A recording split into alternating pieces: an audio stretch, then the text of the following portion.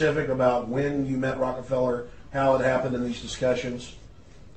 I met Rockefeller through a female attorney I knew who called me up one day and said, one of the Rockefellers would like to meet you. I had made a video called Mad as Hell, and he'd seen the video and wanted to meet me and knew I was running for governor of Nevada. So sure, I'd love to meet him. And I met him and I liked him, and he was a very, very smart man. And we used to talk and share ideas and thoughts. And he's the one who told me 11 months before 9/11 ever happened that there was going to be an event.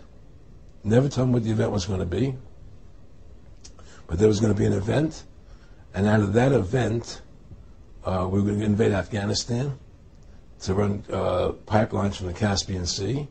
We were going to invade Iraq, to take over the oil fields, establish a base in the Middle East, and make it all part of the New World Order. And we'd go after Chavez in Venezuela.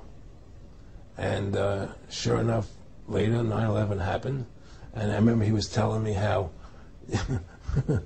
how you're going to see soldiers looking in caves for people in Afghanistan and Pakistan and all these places, and there's going to be this war on terror, of which there's no real enemy, and the whole thing is a giant hoax, but it's a way for the government to take over the American people. He told you it was going to be a hoax. Oh yeah, oh yeah, there's no question.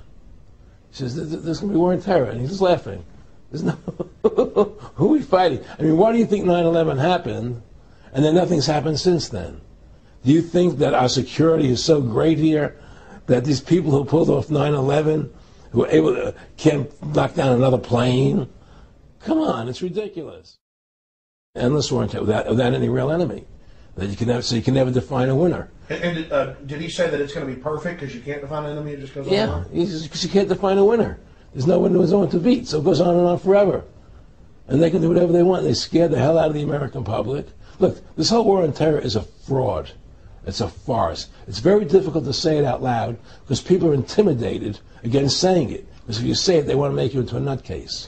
But the truth has to come out. That's why I'm doing this interview.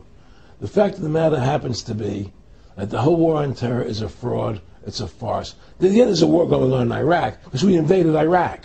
And people over there fighting, But the war on terror, that's a joke, And until we discover what really happened on 9/11 and who was responsible for 9/11, because that's where the war on terror emanates from.